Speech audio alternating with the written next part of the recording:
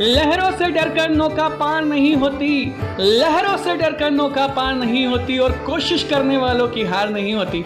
जी हाँ दोस्तों, मैं बात कर रहा हूँ एक ऐसी जिद्दी महिला की जिन्होंने अपनी ज़िद के दम पर इतिहास को बदल दिया, जिन्होंने अपनी ज़िद के दम पर हिंदुस्तान का नाम रोशन किया, जिन्होंने अपनी ज़िद के दम पर माउंट एवरेस्ट पर्वत फतेह करके उसकी आंखों से आंख मिलाकर और हिंदुस्तान का तिरंगा लहरा कर कहा, भारत माता की जय। जी हाँ दोस्तों, मैं बात कर रहा हूँ फर्स्ट दिव्यांग माउंटेन गर्ल अरुणिमा सिन्हा की। अरुणिमा सिन्हा का नाम अगर आपने नहीं सुना है तो आज आपको मैं उनकी कहानी सुनाता हूँ। अरुणिमा सिन्हा एक वॉलीबॉल प्लेयर थी। सन 2011 में एक मैच खेलने के लिए उन्हें लखनऊ से दिल्ली जाना था। लखनऊ से दिल्ली जाते समय जिस ट्रेन से वो जा रही थी उस ट्रेन में कुछ गुंडों ने उस ट्रेन की बोगी पर हमला किया और सारे लोगों के पैसे और चेन छीन ली। पर अरुणिमा सिन्हा ने उनका डट कर सामना किया। पर एक अकेली महिला कितने लोगों का सामना कर सकती थी।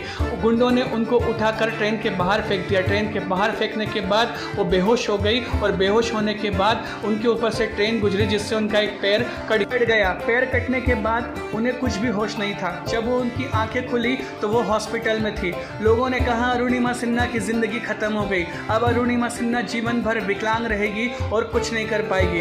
अरुणिमा सिन्हा ने इन बात को सुनकर बहुत ही दुख हुआ और इस दुख को उन्होंने अपनी जिद, जुनून, पागलपन बनाया और कहा कि मैं अब ऐसा संकल्प लेती हूँ कि मैं माउंट एवरेस्ट पर्वत फतेह करूँगी और अपना नाम पूरी दुनिया में रोशन करूँगी और हिंदुस्तान का नाम रोशन करूँगी। माउंट एवरेस्ट पर्वत कोई मजाक मस्ती नहीं है। माउंट एवरेस्ट पर्वत पर जो लोग जाते हैं वो आधे लोग वापस नहीं आते। पर अरुणिमा सिन्हा ने कहा मैं जाऊँगी भी, फतेह करके भी आऊँगी और हिंदुस्तान का नाम रोशन करूँगी। अरुणिमा सिन्हा ने ये करके बताया, पूरे हिंदुस्तान का नाम रोशन करके बताया। दोस्तों, माउंट एवरेस्ट पर्वत एक ऐसा पर्वत है जहाँ पर सांस लेने की दिक्कत हो जाती है, जिनका एक पैर ना होने के कारण भी, तमाम परिस्थितियां खराब होने के बावजूद भी, सांस ना लेने के कारण, स्नोफॉल के कारण कई परिस्थितियां ऐसी बनी कि उन्हें वापस आने के लिए मजबूर किया गया। पर उन्होंने कहा जब तक ऊपर चढ़ूंगी नहीं, हिंदुस्तान का तिरंगा लहराऊंगी नहीं, तब तक छोड़ूंगी नहीं, भले ही मेरी जान चली जाए।